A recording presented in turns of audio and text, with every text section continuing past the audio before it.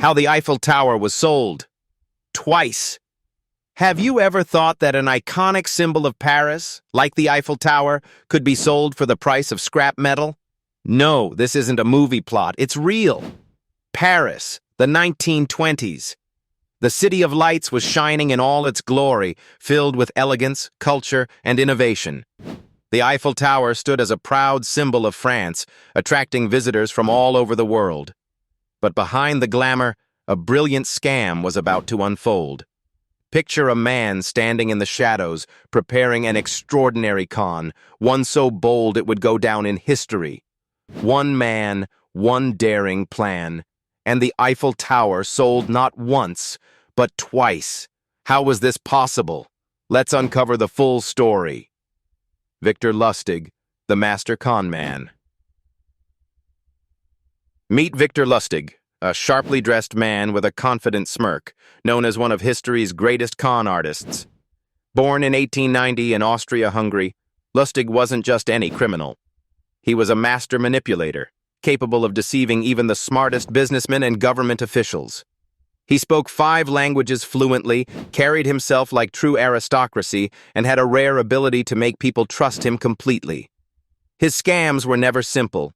Each was carefully planned, executed with precision, and always left his victims too embarrassed to go to the police. But of all his tricks, none was as audacious as the one he pulled off in Paris in 1925. The perfect opportunity. At the time, the Eiffel Tower was considered a temporary structure, and maintaining it was an enormous financial burden for the French government. There were ongoing discussions about whether it should be torn down. Lustig, always on the lookout for an opportunity, realized he could use this situation to his advantage. He devised a cunning plan. He would pose as a high-ranking government official and convince wealthy businessmen that the Eiffel Tower was being secretly sold for scrap metal. It was an outrageous idea, but Lustig was confident he could pull it off.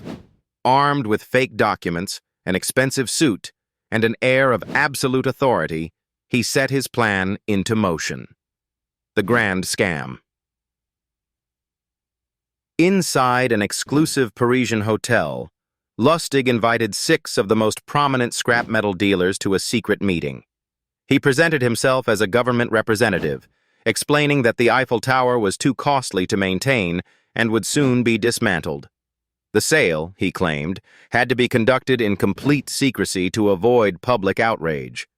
His speech was flawless, and the businessmen hung on to his every word.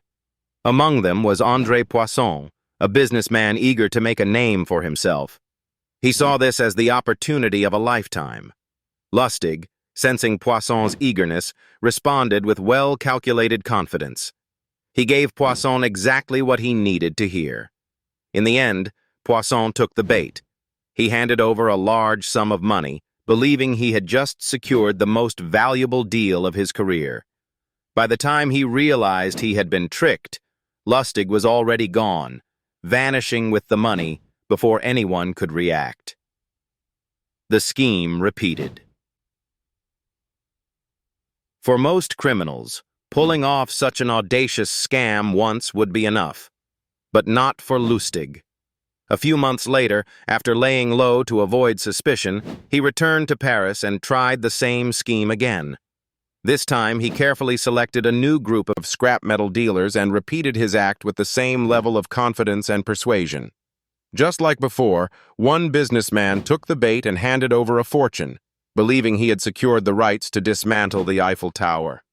And once again, before the truth could be uncovered, Lustig vanished without a trace. This second success solidified his reputation as one of history's most fearless swindlers. The fall of a legendary con man. However, Lustig's luck wouldn't last forever.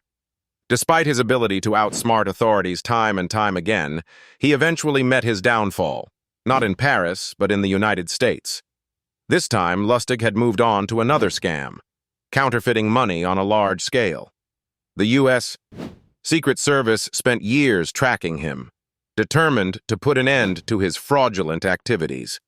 Eventually, in 1935, he was arrested and sentenced to 20 years in the infamous Alcatraz prison. As he sat behind bars, the legend of his Eiffel Tower scam continued to grow. Even today, Victor Lustig is remembered as one of the greatest conmen who ever lived, a man who not only fooled some of the smartest businessmen of his time, but did it twice, with style and confidence. Today, the Eiffel Tower stands as a global icon, visited by millions of people every year. But imagine, what if Lustig's scam had been real? What if one of his victims had actually tried to dismantle it? It's almost impossible to believe, yet history is filled with stories of deception, greed, and genius-level trickery. What do you think of this unbelievable story? Could something like this still happen today? Let us know in the comments, and don't forget to like and subscribe for more mind-blowing historical stories only here on History Untold.